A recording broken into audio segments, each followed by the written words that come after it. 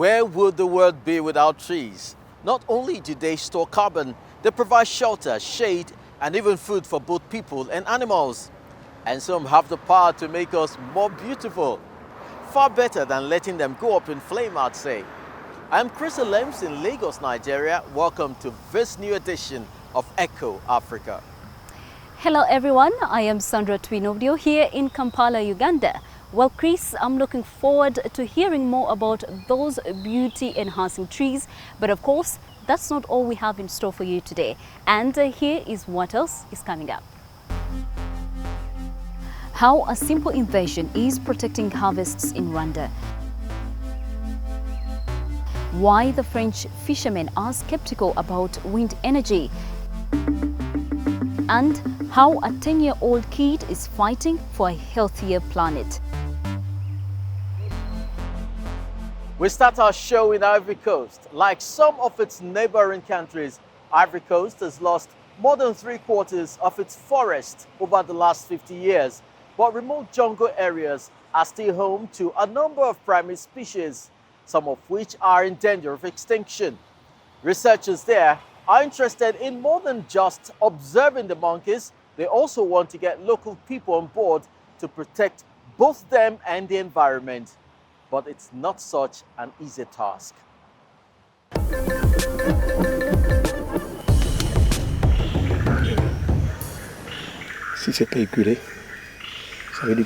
If it's not a squirrel, it means we are close. It sounds like leaves falling or something moving.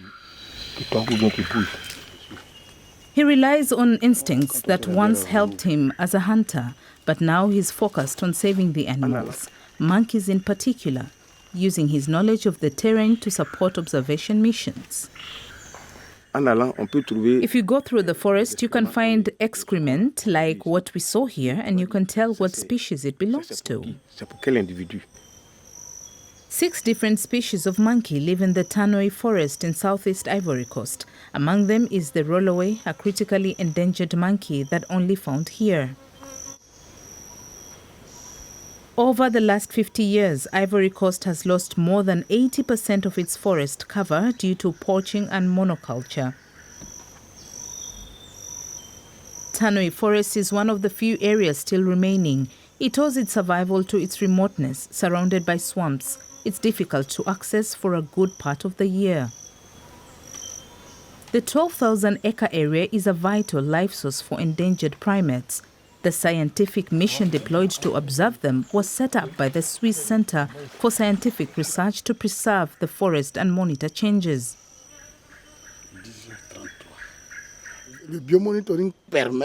Biomonitoring makes it possible to know where to invest more effort in forest conservation, because in one place there are more animal species, in another place there are more human activities. The researchers try to raise awareness in local villages. Here, they are teaching people to plant a new high-yielding variety of cassava, because if the villagers have enough to live on, they won't need to look for resources in the forest. A group of local women agreed to join a conservation and development association. When I sell the cassava, I put the profit I make in the association's fund. If the forest needs it to pay for conservation work, or if someone is sick, we then draw on that money. So it's used for both the forest and the people who need it.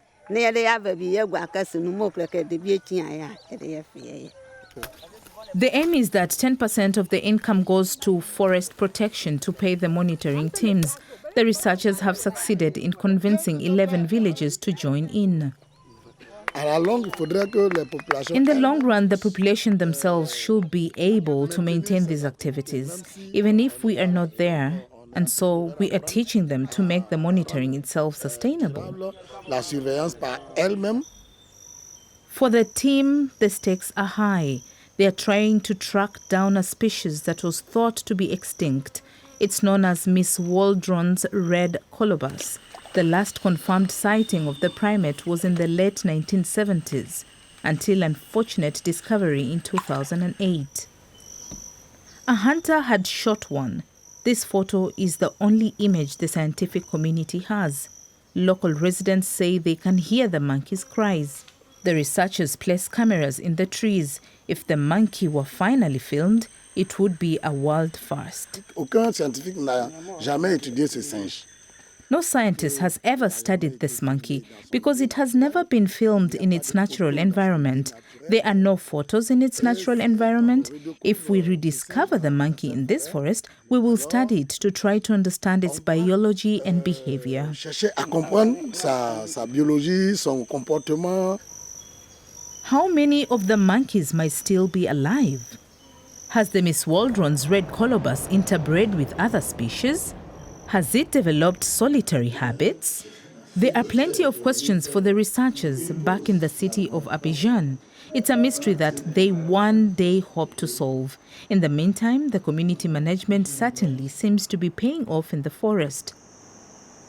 Through our capacity building, we have a bit more impact than what it is being done elsewhere, and in this respect, our project is increasingly recognized as a model of its kind. The 11 villages involved in the project now belong to the same Conservation and Development Association, and Mone Yowe Yaya Coulibaly is its president. In its own field, he has decided not to cut down any more trees. He's experimenting with agroforestry, growing oranges, cacao, and coconut trees in the forest. It now generates most of his income. This is my retirement. When I'm no longer here, my children will see that their father has done something constructive and they won't hunt. What will they live on anyways as hunters? The villagers and researchers recently applied to have the forest declared a voluntary nature reserve. Now they're just waiting for the presidential decree to make it official. We move eastward now to the neighboring country of Ghana. It too struggles with deforestation. Ghana has lost almost 20% of its forest cover since 2000. It's a fatal trend. Indeed, it is, Chris. And the reasons for that are too many. Trees not only limit global warming by storing carbon, they also give shelter to the animals and other plants. And that is not all. Left standing, trees can also help people make money in a sustainable way.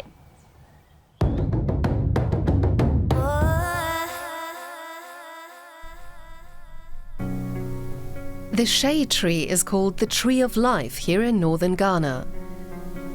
Not surprisingly so, more than 600,000 women are processing shea nuts in the West African country. Bawa Zaida helps out today. It was her family's livelihood derived from shea nuts that enabled them to send her to university. We can either use them and make butter out of it or process it raw and sell it. And this is where some women in my community, most women, depend on as their livelihood. Ghana is the largest exporter of unrefined shea butter.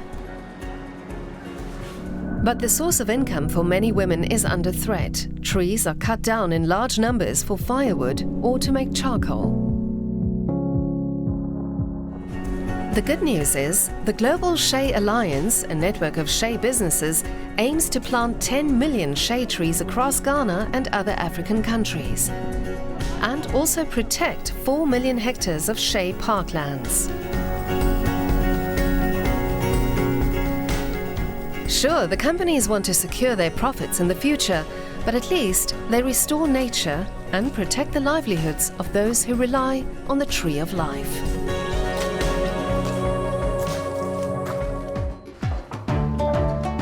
And how about you?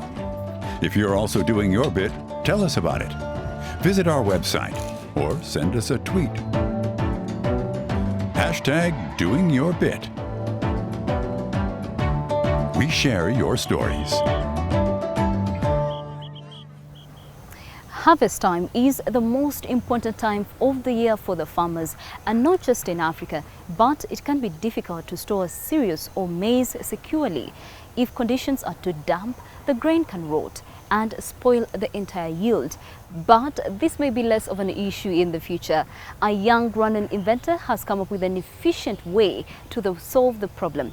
And what's even better, it is environmentally friendly. And guess what? We went out and met him.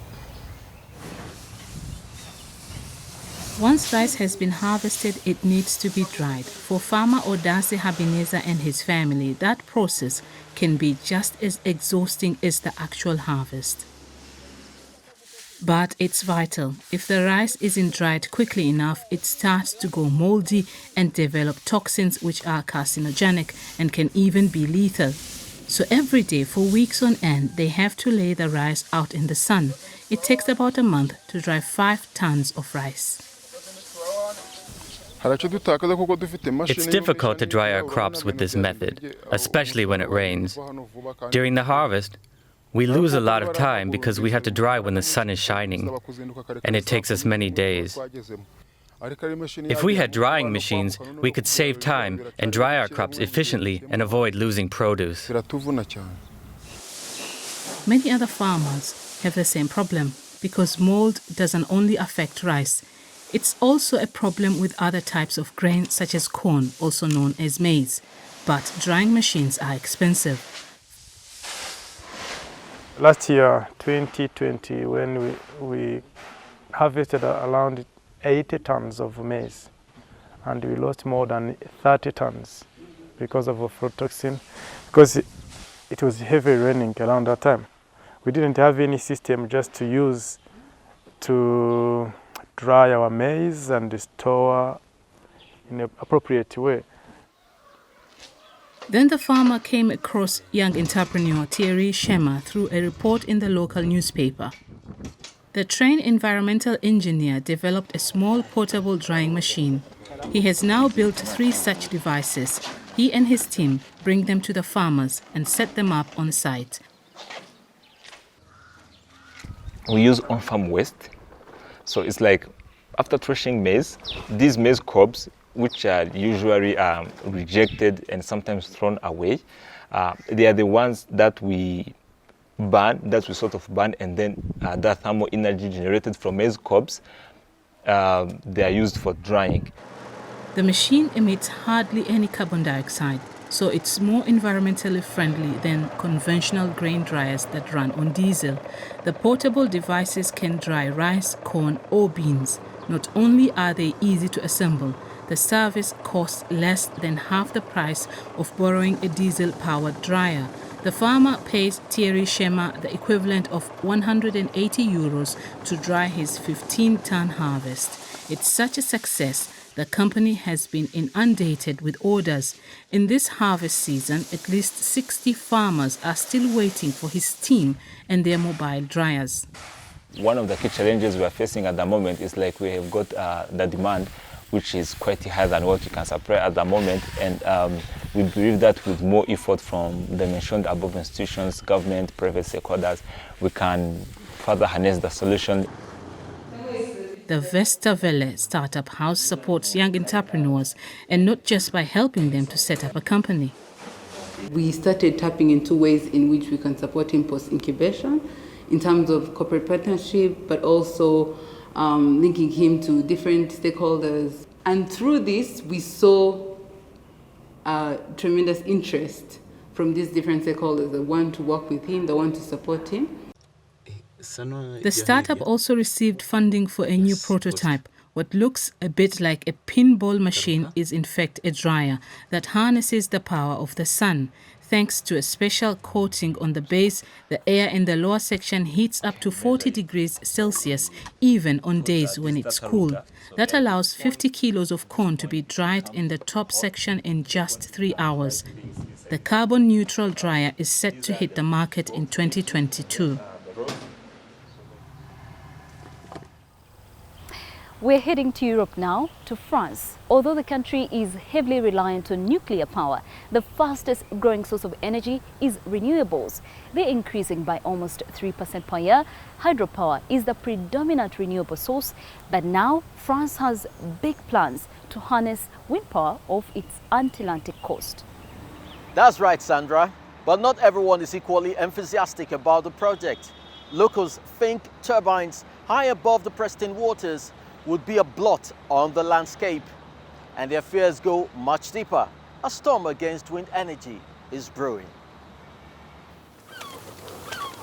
It is 5 in the morning in the town of Urquy in Brittany. Benjamin Gaillard has to start early because there's a storm forecast for midday. The fisherman and tourist guide wants to show us the drilling ship that is preparing the holes for wind turbines off the coast. It is another 3 or 4 kilometers.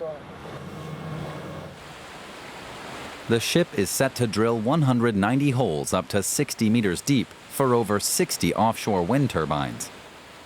Gaillard is worried that the construction work on the seabed will destroy the local aquaculture. Here in Saint-Brieuc, we mostly fish for scallops. If this is no longer possible because the scallops are inedible, many fishermen will go bankrupt. That is scary. I just bought a new fishing boat last year. The generous supplies of seafood and fish here are partly due to the fact that for decades the local fishermen have agreed to limit the amounts they catch. They fish sustainably. That makes it all the more bitter for fishermen like Julien Tréorel that some of them are already feeling the negative effects of the drilling work. The lobsters hide under stones and big boulders, in places where there is sand and rocks. But recently, a big machine moved the blocks and put them in a different place. The lobsters that have been there for years have fled. The impact on my business will be dramatic. On its website, however, the Spanish operator praises the project as a means to provide environmentally friendly energy.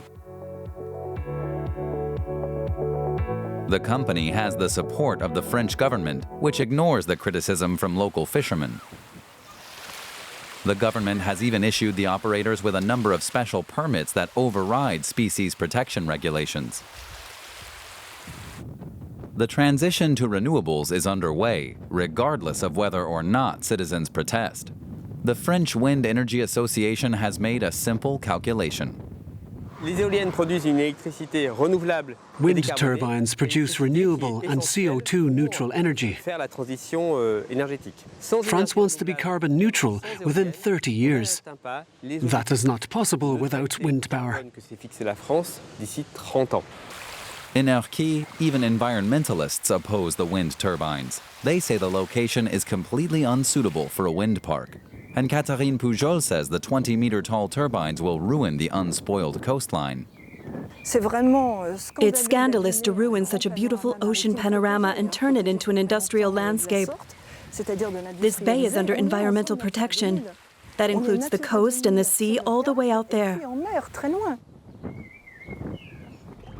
The ship has only drilled very few holes in Saint-Brieuc Bay over the past weeks. The project is far behind schedule. To make matters worse, oil has contaminated the bay during the operation. The drill simply can't get through the hard rocks below. When you see how slowly this project is progressing, it is clear that it will be some time until the wind park is completed. We have granite and dolerite rock. Brittany's nature simply rejects these offshore wind turbines. The local fishermen simply cannot believe that the project is still going ahead. And they're certain that ultimately they will win the fight against the wind turbines.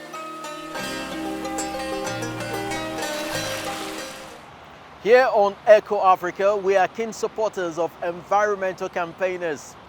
You are probably familiar with Greta Thunberg. The young Swedish climate activist began a climate strike when she was just 15 years old. And there is also my compatriot, Vanessa Nakate. She is also part of the Fridays for Future movement and was a student when she started her career as a climate activist. Millions of young people around the world have followed their example, including Romario from South Africa.